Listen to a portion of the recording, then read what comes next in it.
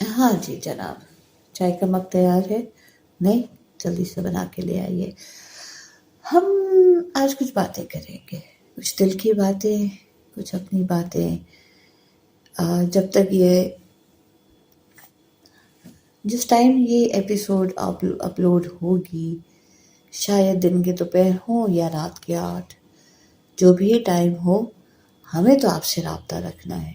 और राब्ते का यही बेहतरीन तरीका है कि आपसे जब भी बात हो, ऐसे बात हो जैसे आप मेरे साथ बैठे मेरे साथ गपशप लगा रहे हैं।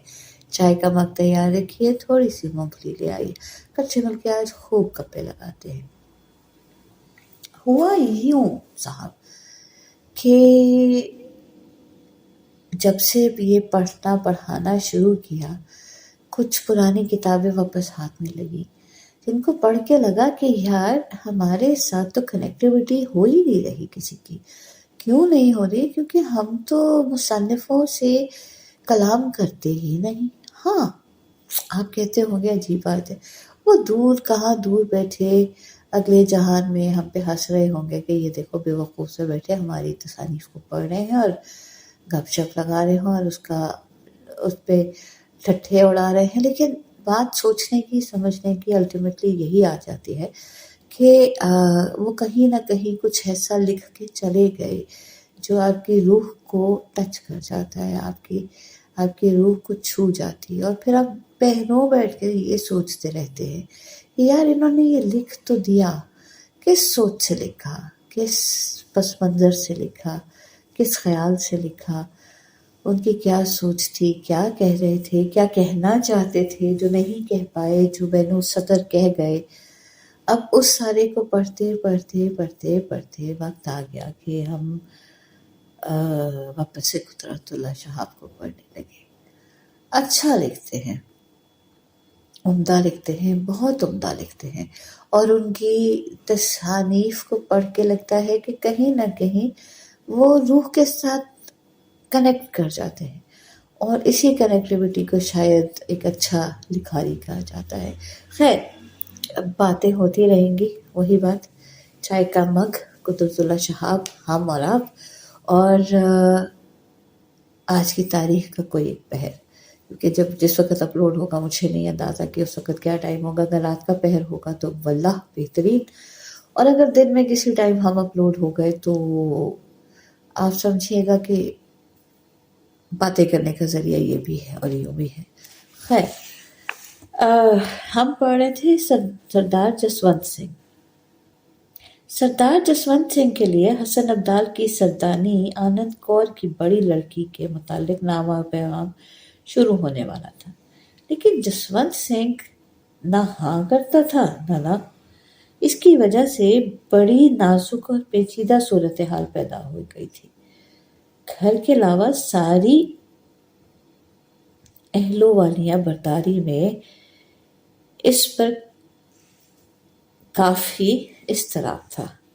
सरदार जसवंत सिंह ऊपर अपने कमरे में बैठा अंग्रेजी मौसीकी के चंद नए रिकॉर्ड बजा रहा था।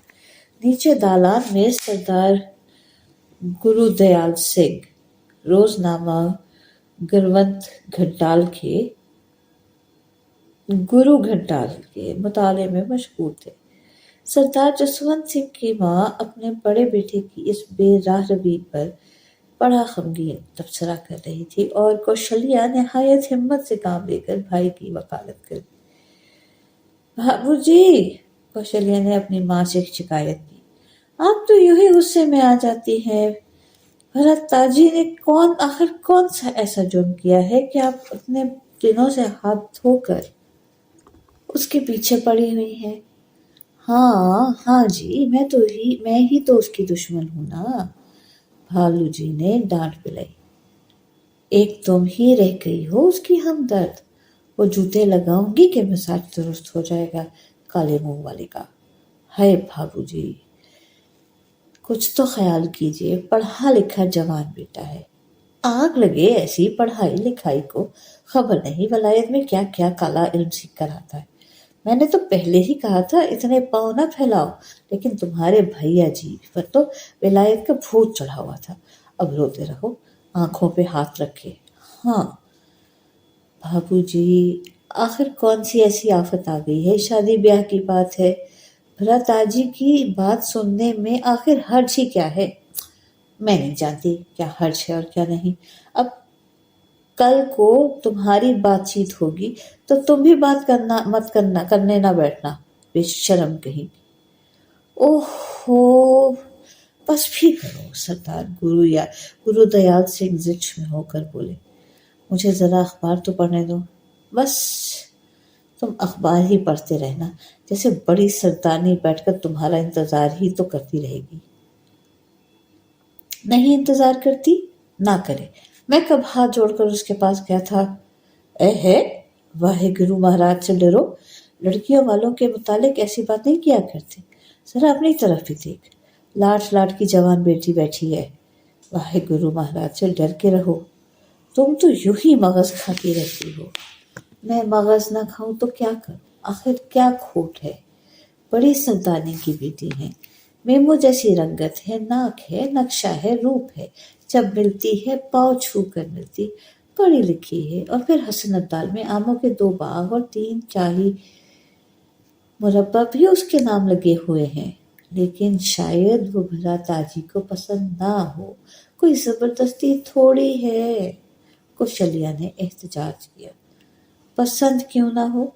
ये लाट साहब का बच्चा है, और क्या मांगता है? कोई मेम भी ना ले आऊं? ले आया विलायत से।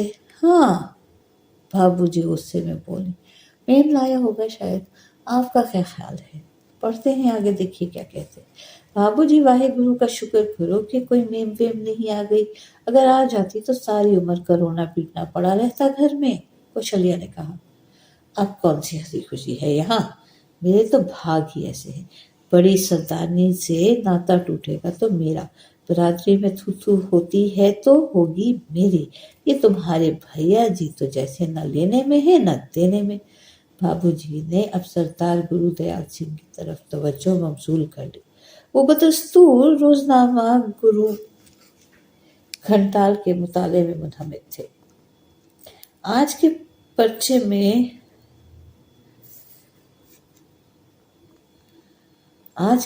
में शिरोमणि अकाली दल गुरुद्वारे पर बंधक कमेटी और मुल्क की सियासी कार्रवाइयों पर बड़ी गर्मागर्म बहस थी। सरदार जसवंत सिंह की मां ने जब देखा कि उसके अल्फाज की सख्ती या नरमी से सरदार गुरु दयाल सिंह के कान पर जूं तक भी नहीं हिलेंगी, तो उसने हस्ब मामूल अपना आखिरी हरबा इस्तेमाल करना शुरू कर दिया, जो खास ऐसे नाजुक मौकों के लिए महफूज रहता था। अपनी किस्मत की खराबी, औलाद की नाखलफी और खावंद की जालमाना बेतवज्जोही पर पंजाबी जुबान के मखसूस मुहावरों, बंदिशों और तरकीबों के साथ उसकी आंखों से मोटे मोटे आंसू भी गिरने लगे। सरदार गुरु दयाल सिंह बदस्तूर अखबार गुरु घंटाल के मुताले में मसरूफ रहे, और जब उनकी बीवी की गरियाजारी ने एक मुस्तकिल हिचकी का रंग अख्तियार कर लिया तो अपने मामूल के मुताबिक उन्होंने अखबार को तह करके तकिए के नीचे रखा, ऐनक उतार के चमड़े के केस में हिफाजत से बंद की और चारपाई पर अकड़ो बैठकर अपनी ज़ौजा मोहतरमा की तरफ मुतवज्जो हुई। मैंने कहा, बागवान, ये क्या टंटा है? हाँ जी, मेरी तो हर बात ही टंटा होती है, बाबूजी ने तनक कर कहा। तुम अखबार पढ़ते रहो, तुम्हें क्या वास्ता घर बार से? सरदार गुरु दयाल सिंह मुस्कुराए। भगवान, घर बार तो सब तुम्हारा है, मुझे इसकी फिक्र क्यों हो भला? हाँ, अब बताओ बात क्या है? हाय हाय, अभी तक कोई बात ही नहीं हुई, जैसे कुछ सुना ही नहीं तुमने। सुन तो लिया, लेकिन अगर लड़का राजी ना हो तो भगवान तुम ही बताओ, मैं क्या कर सकता हूँ? हाय जी, तुम कुछ नहीं कर सकते क्या? पाँव से खोलकर 10 जूते लगा दो तो वो काले मुंह वाला अपने आप सुधा हो जाएगा। कौशल्या अब तक खामोश बैठी थी।